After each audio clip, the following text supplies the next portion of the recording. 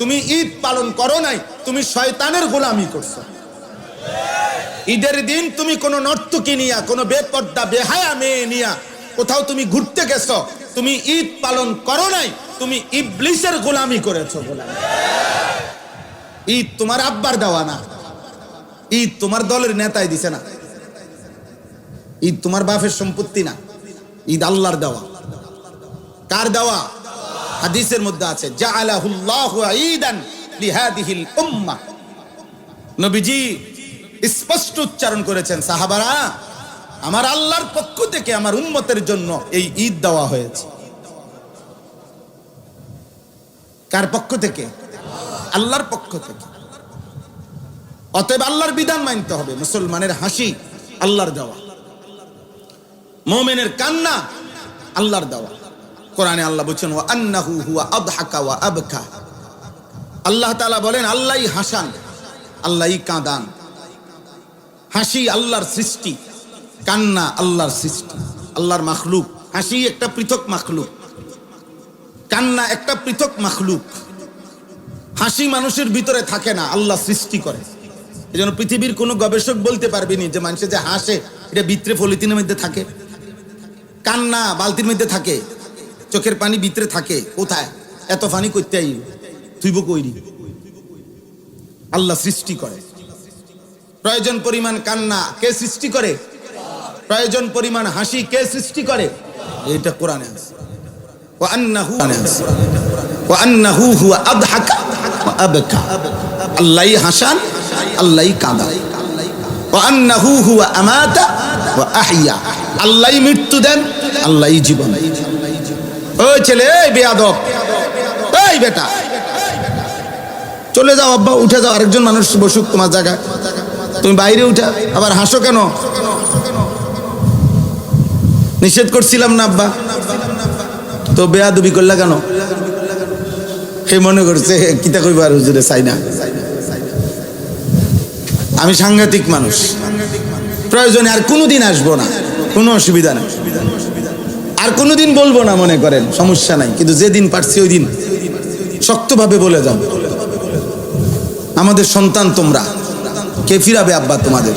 তোমাদের দুর্ভাগ্য অনেকের, খোদার 365 দিনও তোমাদের কপালে এমন একজন অভিভাবক অনেকের জোটে নাই এক বছরে যে তোমার এই ফজরের নামাজের জন্য উঠাবে। আহারে বদনসিব,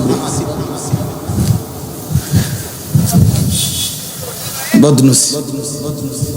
আমি আজকেও 75 বছর বয়সী আমার মার সাথে দেখা করছি আসর পইরা। আজকে মা আমারে প্রথমেই জিগাইছে ভূত নোয়া ধরছে, কসম আল্লাহ। আমার 75 বছর বয়সী বৃদ্ধা মাও আমারে এখনো আজকেও আসরের পরে জিগাইছে। আজীবন মা জিজ্ঞাসা করে ভূত নামাজ পড়ছো? তোমাদের অনেক ছেলে, যার কারণে তোমরা সুযোগ পাইছো। যদি সচেতন অভিভাবক পাইতা, এই সমাজের মানুষ যদি আখিরাতের সচেতনতা আরেকটু থাকতো, এত অসভ্যতা করে তোমরা টিকতে পারতা না। একটা সময় আমাদের এই সমাজে এই বয়স্ক লোকদেরকে জিজ্ঞাসা করে দেখো, একটা সময় 10 গ্রামেও যদি, 3 গ্রামের কোনাতেও যদি কেউ কোনো সামান্য অপকর্ম করছে, তো 10 গ্রামের মানুষের সামনে মেল কইরা মাথা কামাইয়া ছেড়ে দিছে। মানুষের দেখলে বুঝছে তাই নিয়ে ধরা খাইছে। এটা ছিল আমাদের সমাজে, এই দেশেই ছিল, এই দেশেই ছিল।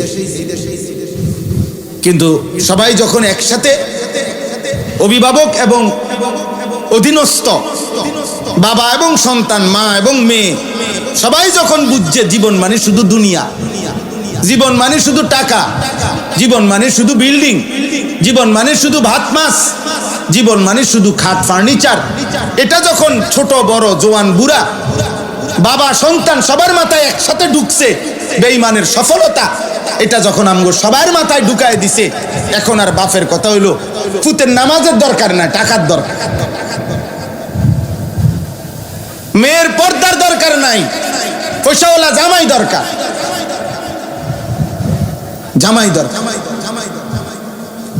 টাকার দরকার। এজন্য ফুলারে কইছে যে বুঝছি তোমার দিয়ার হইতো না, সিদ্ধান্ত নাও বিদেশ যাইবা না কাম করবা, কোনটা করবা কও, টাকার দরকার। হ্যাঁ, যাইলে বিদেশ কথা কও।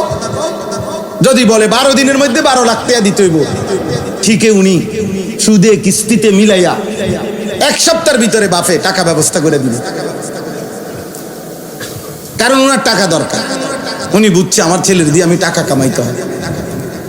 কিন্তু কোরআনুল কারীমের মধ্যে আছে আব্বা, এই আমি এখন শুনাইতেছি, কোরআনুল কারীমের মধ্যে আছে হযরত নূহ আলাইহিস সালাম 950 বছর একটানা মানুষকে আল্লাহর দিকে ডাকছে।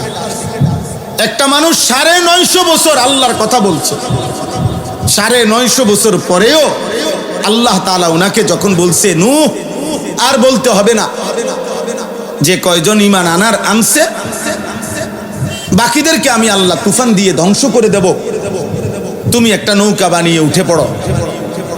যেদিন এই সূরা হুদের মধ্যে আছে, যেদিন নূহ আলাইহিস সালাম নৌকা বানিয়ে ছাড়ছেন, আল্লাহ তাআলা বলছেন তুমি তোমার অনুসারীদেরকে নিয়ে উঠো, আজকে নৌকা ছেড়ে দিবে।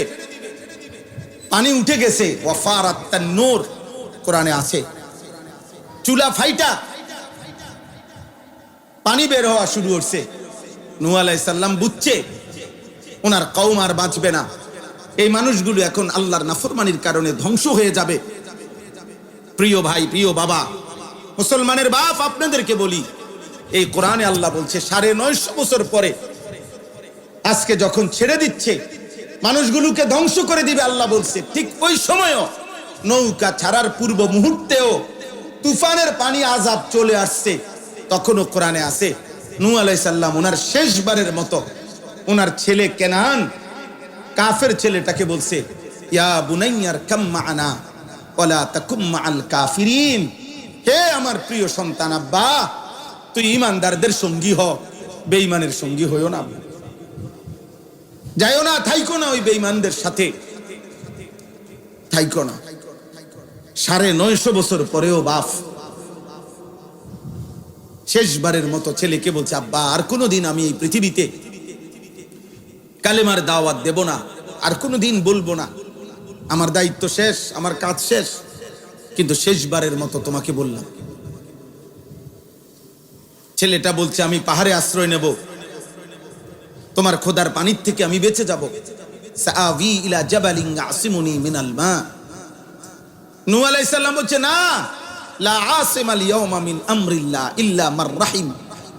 আব্বা শুনো, আল্লাহর দয়া ছাড়া আজকে আল্লাহর হাত থেকে কেউকে বাঁচাইতে পারবে না।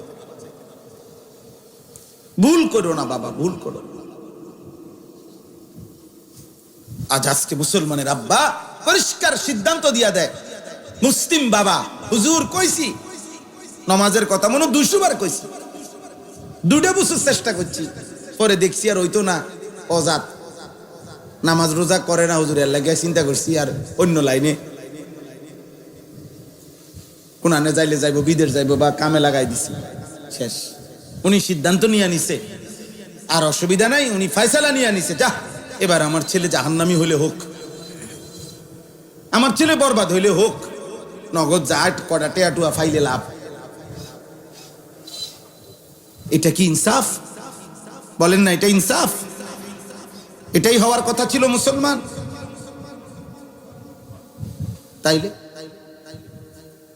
এজন্য বাপ সবার কাছে অনুরোধ, বিষয়টা বুঝতে চেষ্টা করেন, বিষয়টা বুঝতে চেষ্টা করেন। আপনারা যারা বয়স্ক চাচারা আছেন, আপনারা যারা সমাজের নেতৃস্থানীয় মানুষ আছেন, আপনারা দয়া করে দাঁড়াইয়া দেখেন আপনাদের সন্তানেরা, এরা নর্থ বেঙ্গল থেকে আসে নাই,